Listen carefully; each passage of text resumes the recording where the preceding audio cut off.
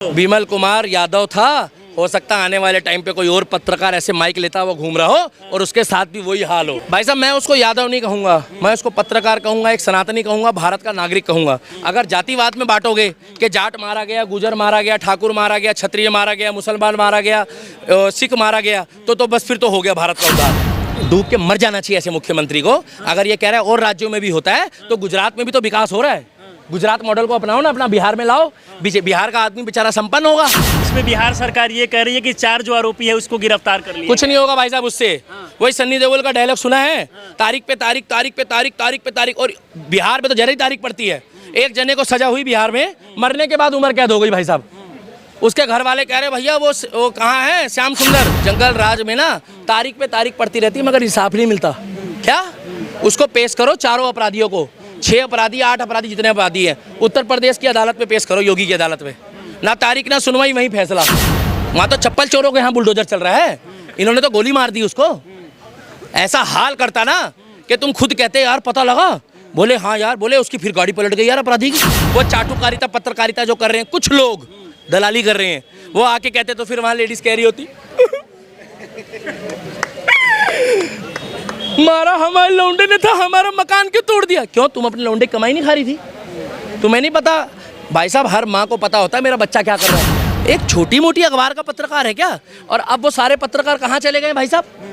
ये जो print media चला रहे हैं, ये जो यूक्रेन का युद्ध दिखा रहे हैं, और ये कदर दिखा रहे, बिल्कुल सब दिखाइए, मगर जब पत्रकार ही मारा गया और आप पत्रकार के बारे में नहीं दिखा रहे हो तो पत्रकारिता आपकी नीलाम हो गई है। आपको टीआरपी नहीं दिख रही उस पत्रकारिता में, आपको दिख नहीं रहा ना, उसमें मजा नहीं आ रहा आपको चाहिए मजा। देखिए, पत्रकारिता कीजिएगा बिहार में तो ठोक देगा कट्टा कपार में। अभी तक आपने डायलॉग जो है गानों के जरिए सुना होगा, लेकिन अब बिहार में इस तरीके का जो मामला है वो हकीकत में सामने आ रहा है। हाल ही में आपने देखा होगा कि बिहार में एक दरोगा को आंख में गोली मारकर हत्या कर दिया गया था। और एक बार फिर से बिहार के अररिया जिले के पत्रकार जो है, जो दैनिक जागरण के पत्रकार थे विमल कुमार यादव, उनको कहीं ना कहीं घर में घुसकर गोली मारकर हत्या कर दिया गया। इन सारी चीज़ों पर बातचीत करने के लिए अभी हमारे साथ दिल्ली के दीपक है, जो हर मुद्दों पर काफी बेबाकी से बोलते हैं। सबसे पहले बहुत बहुत स्वागत है आपका। देखिए पत्रकार महोदय, अभी मुद्दा स्वागत का नहीं है। जय श्री राम, जय हिंद। मैं दिल्ली का दीपक, हर हर महादेव, जय हिंदू राष्ट्र और बिहार वालों की जय हो। ये बिहार में हो क्या गया है? क्योंकि इससे पहले देखा जाए तो एक दारोगा जी को आंख में गोली मारकर हत्या कर दिया गया, और दूसरा मामला तुरंत ही सामने आया है जहां पर एक पत्रकार को कहीं ना कहीं घर में घुसकर गोली मारकर हत्या। देखिए पत्रकार महोदय, मैं आपको एक बात बताना चाहता हूँ। देश की स्थिति अगर आप देखोगे तो नरेंद्र मोदी जी हर जगह राष्ट्रपति शासन नहीं लगा सकता, हर जगह। बिहार की जो स्थिति है, जब बीजेपी की सरकार थी तो मैं ये नहीं कहूँगा कि बहुत अच्छी थी। बीजेपी के साथ जब गठबंधन में थी नीतीश के साथ, तो थोड़ी बेटर तो थी, मगर जब से इनका गठबंधन टूट के और लालू प्रसाद यादव के साथ जुड़ा है और ठगबंधन बढ़ गया है, वो एक ऐसा कीचड़ और तालाब बन गया है कि आज वहाँ के गुंडे, माफिया, बदमाश इस कदर हावी हो गए हैं कि एक पत्रकार, एक ऐसा मतलब एक नाम होता है कि पत्रकार से कोई इतनी जल्दी, भाई बड़े क्यों बोल रहे हैं, पत्रकार से कोई इतनी जल्दी उलझता भी नहीं है। कारण है कि पत्रकार एक संवैधानिक पद पे होता है। और पत्रकार के नाम सुनते ही बहुत सारे लोगों का पसीना छूट जाता है, क्योंकि मनीष कश्यप बेपागी से जो अपनी बातें रखते थे, आज वो बेचारे जेल में हैं, इसलिए अपनी बातें तो रख नहीं पा रहे। जिस तरीके से वो सच्चाई बोलते थे। हो क्या रहा है? जो पत्रकार कहीं ना कहीं स्वतंत्र तरीके से पत्रकारिता कर रहा है, किसी को गोली मार दिया जा रहा है तो किसी को जेल में कैद। सुनिए, जिस तरीके से मनीष कश्यप बीजेपी के भी खिलाफ बोलता था, मनीष कश्यप कांग्रेस के खिलाफ भी बोलता था, और मनीष कश्यप किसी भी पार्टी के खिलाफ बोलता था, सबके खिलाफ बोलता था। वो ऐसा नहीं है कि वो किसी को मतलब के पक्षपात करता था, मगर उन्होंने, ठीक है उनसे कोई एक आध गलती हुई हो, मैं ये नहीं कह रहा कि पत्रकार से गलती नहीं होती, पत्रकार कोई भगवान तो है नहीं। अगर उनसे एक आध गलती हुई भी थी तो इसका मतलब उन पे एनएसए लगा दिया जाएगा, इसका मतलब एक आतंकवादी वाला तबक्का उनको दे दिया जाएगा क्या? इस देश में आज भी इतिहास गवाह है कि 70 साल से बिहार का व्यक्ति जो रात दिन मेहनत करता है, जिसको कुछ चंद गिने चुने लोगों के चक्कर में बदनाम करा जाता है। अगर आप एक्चुअल में देखोगे ना तो चंद गिने चुने लोगों के चक्कर में बिहार को बदनाम करने की साजिश रची जाती है हर राज्यों में। बिहार की स्थिति ऐसी है कि वहाँ पे 70 साल से जो जंगल राज था वो दोबारा आ गया है। और मैं ये भी नहीं कहूँगा कि बीजेपी और नीतीश के राज में बहुत बढ़िया काम हुआ है, मैं ये भी नहीं कह रहा। भी तो मगर आपराधिक कुछ मामले सामने आए। थे, हाँ। मगर अब ये देखा जा रहा है कि कम कब थे और ज़्यादा कब थे। आज वहाँ पर खुले आम, और अगर BJP by chance Nitish Kumar से हाथ मिलाती है तो बुरा मत मानना, फिर ये जनता का दुर्भाग्य होगा कि बीजेपी को वोट दे या ना दे। क्योंकि वो व्यक्ति जहाँ देखी तवा पर रात वहीं बिताई सारी रात। जब वो व्यक्ति बिहार के एक युवा को, एक सच्चे पत्रकार को कह देता है कि भैया मेरा कोई लेना देना नहीं है, उसने गलत बोला है, अरे तो गलत बोला है, जिसकी जितनी सजा होगी उसको उस हिसाब से सजा दोगे। और दूसरा, वो दैनिक जागरण वाले ने किसी का क्या बुरा करा? जिस माँ का बेटा छीना, जिस बेटे का बाप गया और जिस बहन का सुहाग गया, उसको सुबह 4 बजे तड़के पे खुलेआम उठाकर बुलाकर और उसको इस तरीके से छन्नी कर दिया जिस तरीके से वहाँ पर कोई प्रशासन ही नहीं है। और उसके बाद वहाँ के जो नेता हैं और वहाँ के मुख्यमंत्री जी बयान दे रहे हैं कि जांच जारी है, 4 को हमने अरेस्ट कर दिया। मुख्यमंत्री जी से सवाल पूछा जाता है तो वो कहते हैं कि बिहार में नहीं, हर जगहों पर ऐसा घटना होता है, उनको घटना के बारे में पता ये वो लोग हैं, जब इनका बेटा गलत काम कर कर आता है तो ये कहते हैं कि सबके बेटे गलत काम कर रहे हैं। ये वही लोग हैं कि अपना ठीकड़ा फोड़ने के लिए ना ये औरों को आगे करते हैं। और ये वो लोग हैं कि दूसरों के छज्जे की कंप्लेन नहीं करते क्योंकि इनके खुद के छज्जे बाहर होते हैं। ये वो लोग हैं। नीतीश कुमार जब तक बीजेपी के साथ था तो थोड़ा ठीक था, मैं ये नहीं कह रहा बहुत ठीक था, मगर अब ये हाल हो गया। भी लगातार आपराधिक मामले सामने आ रहा था, कई लोग का हत्या हो रहा है। बहुत बुरा हाल है। मनीष कश्यप के साथ हुआ है, मनीष कश्यप के साथ हुआ, अगर उसने गलती करी तो मुकदमा होना था, मगर NSA। अब ये जो दैनिक जागरण वाले ने ऐसा कौन सा क्राइम कर दिया था जो दैनिक जागरण वाले के साथ ऐसा मतलब जो ये इंसिडेंट हो गया? वो भी दिन दहाड़े घर में घुसकर गोली मार दिया गया। ये तो भाई साहब देखो, जंगल राज इसी को कहा जाता है। अगर मनीष कश्यप दैनिक जागरण का पत्रकार, इतने बड़े लेवल के पत्रकार राज्य में सुरक्षित नहीं है तो आप हिसाब लगा लो बेचारा वहाँ का एक आम आदमी जो रिक्शा चलाता है, जो रात दिन मेहनत करता है, वो कहाँ से अपना गुजारा करता होगा। भाई साहब ट्रेन में बेचारे ना रात दिन मेहनत करके ट्रेनों से बेचारे यहाँ आते हैं, महीने की अपनी कमाई में से 5-7 हज़ार रुपये गाँव में लगाते हैं और पूछते हो ना भाई साहब क्यों इतनी दूर से आए हो, तो कहते हैं भाई साहब एक बात बताएं, वहाँ पर तो कोई पता ही नहीं है हम कब कितना कमा के ले जा रहे, कोई साला रास्ते में लूट ले।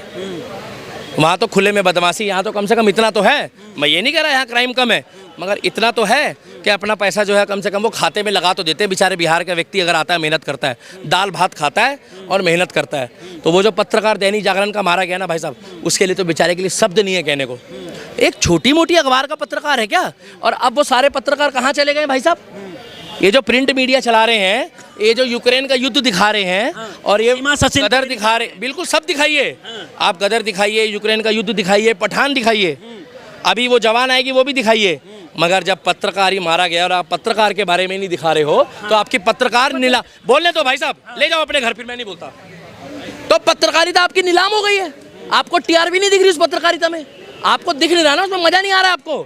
आपको चाहिए मजा, आपको चाहिए बिट्टू बजरंगी, आपको चाहिए क्या नाम है वो नू मेवात, आपको चाहिए जिसमें कमेंट्स आए, जिसमें कमाई हो। भाई साहब बुरा मत मानना, पत्रकार क्या नाम बताया भाई साहब का उसका? विमल कुमार यादव था। हो सकता है आने वाले टाइम पे कोई और पत्रकार ऐसे माइक लेता हुआ घूम रहा हो और उसके साथ भी वही हाल हो। भाई साहब मैं उसको यादव नहीं कहूँगा, मैं उसको पत्रकार कहूँगा, एक सनातनी कहूँगा, भारत का नागरिक कहूँगा। अगर जातिवाद में बांटोगे कि जाट मारा गया, गुजर मारा गया, ठाकुर मारा गया, क्षत्रिय मारा गया, मुसलमान मारा गया, सिख मारा गया, तो बस फिर तो हो गया भारत का उद्धार। एक USA है, USA में किसी भी जात का बंदा हो वहाँ पर तो गुड मॉर्निंग गुड आफ्टरनून कहते हैं। अब तो चलो मोदी आ गया, राम राम भी बोल रहे हैं हमारे भारत के लोग, मगर वहाँ का नागरिक अगर कोई स्थायी होता है ना तो USA हिला देता है बंदे को। USA कहता है कि मेरा नागरिक है वो अमेरिका का, और उसका तो नाम मत लो इजराइल का। इजराइल के एक आदमी के बंदे 100 का बदला लेता है वो इजराइल तो वैसे ही खतरनाक है, चाहे वो छिट्टी सा दिखता है वो, मगर उसको छोटा पैकेट बड़ा धमाका है वो। इजराइल को राजपाल यादव मत समझना, वो बहुत खतरनाक आदमी है इजराइल, क्योंकि जो दिखता है ना वो है नहीं। तो जिस तरीके से बिहार की स्थिति है ना भाई साहब, इस तरीके से अगर पत्रकार मारे जाएंगे, पत्रकारों को जेलों में ठूसा जाएगा।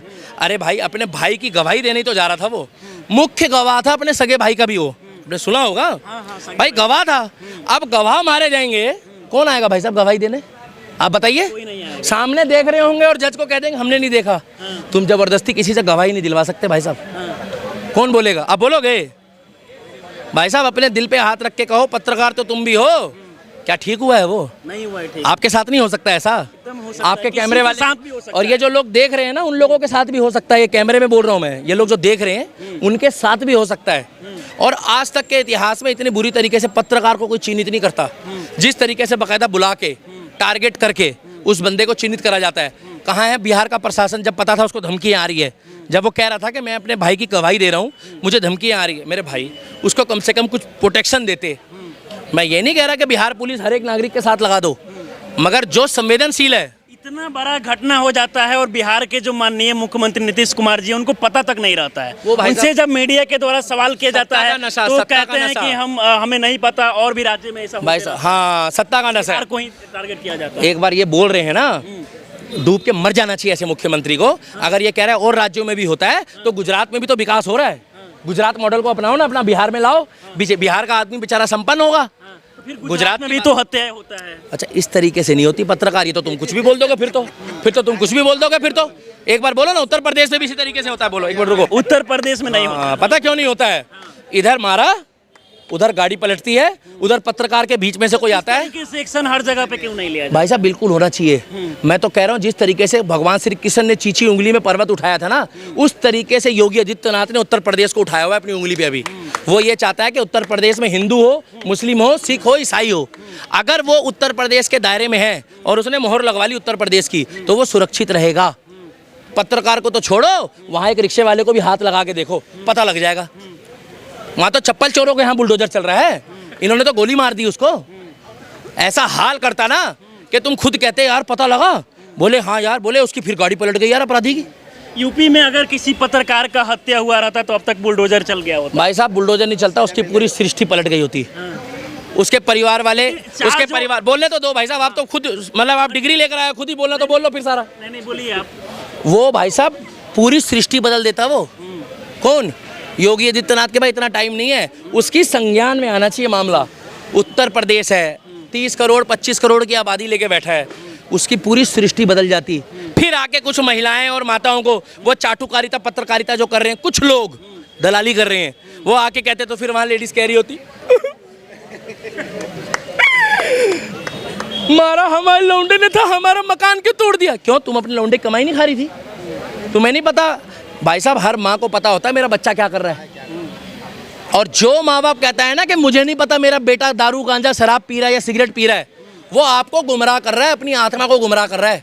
हर एक बाप को पता होता है कि मेरा बेटा दारू कब पीनी शुरू करा है और पहली सिगरेट किस दिन उठाई है। भाई गलत तो नहीं कह रहा? हर एक के बाप को पता होता है, मगर बाप सिर्फ मुंह छुपाकर ये करता। बाप कभी मुंह नहीं छुपाता, मुंह फेर लेता है बेचारा थोड़ी देर के लिए कि शायद सुधर जाएगा। क्या सुधर जाएगा? नहीं तो कोई नशेड़ी और कोई सिगरेट पीने वाला बाप नहीं चाहता कि मेरा बेटा भी दारू पिए और सिगरेट पिए। अच्छा, बिहार वाला जो मामला सामने आया, इस पे बिहार सरकार ये कह रही है कि 4 जो आरोपी है उसको गिरफ्तार कर लिया। कुछ नहीं होगा भाई साहब उससे। वही सन्नी देओल का डायलॉग सुना है, तारीख पे तारीख, तारीख पे तारीख, तारीख पे तारीख। और बिहार में तो जरा ही तारीख पड़ती है। एक जने को सजा हुई बिहार में, मरने के बाद उम्र कैद हो गई भाई साहब। उसके घर वाले कह रहे भैया वो कहाँ है श्याम सुंदर? बोले क्या हुआ? बोले उसको उम्र कैद हो गई है। बोले बेटा उसको तो मरे भी 2 साल हो गए। वहाँ पे जंगल राज में ना तारीख पे तारीख पड़ती रहती है, मगर इंसाफ नहीं मिलता। क्या? उसको पेश करो चारों अपराधियों को, 6 अपराधी 8 अपराधी जितने अपराधी हैं, उत्तर प्रदेश की अदालत में पेश करो, योगी की अदालत में। ना तारीख ना सुनवाई, वहीं फैसला। क्योंकि योगी बाबा ने ये दामिनी पिक्चर सन्नी देओल की, मजाक और हस्ती का विषय नहीं है, 10 बार देखी होगी। उसने ये बोला कि ये बंदा पिक्चर में बोल रहा है मगर बोल सच्चाई रहा है भाई ये, क्योंकि इस देश में न्याय। और वे साला अपना साइकिल को लेने के लिए 2 साल लग जाते हैं कि जैसा मेरा साइकिल है, चोरी हुआ था, मिल गया, दे दो। 4 गवाह लाने पड़ते हैं इस देश में, पंचनामा होता है भाई। 4 लोग आके कहते हैं हाँ साहब हम इनको जानते हैं, इसी का साइकिल है। साला अपना चीज लेने के लिए भी 4 गवाह चाहिए। इस देश का कानून, लॉ एंड ऑर्डर संवैधानिक तौर पर बाबा साहब अम्बेडकर जिंदाबाद थे और रहेंगे, मगर रूल कुछ बदलने चाहिए। अरे हम अपने दोस्त की बाइक छुड़वाने गए, वो पंचनामा करा भाई साहब, 5 लोगों के आधार कार्ड मंगा लिए। तो हाँ, तो भैया ठीक है, देखिए, पिछले कुछ समय से जिस तरीके से पत्रकारों को टारगेट किया जा रहा है, कहीं ना कहीं एक बड़ा सवाल खड़ा होता है। हालांकि तमाम पत्रकारों को इसके लिए आगे आना चाहिए और जब भी किसी भी पत्रकार के साथ कुछ भी होता है तो कहीं ना कहीं पत्रकार का सपोर्ट करना चाहिए, क्योंकि जब पत्रकार और पुलिस सुरक्षित नहीं है तो आखिरकार आम जनता कहाँ तक सुरक्षित है, कहीं ना कहीं सवाल खड़ा होता है। बाकी इस वीडियो को लेकर आप लोग क्या सोचते हैं, अपनी राय हमें जरूर दें। आप हमारे साथ जुड़े रहें। जय हिंद।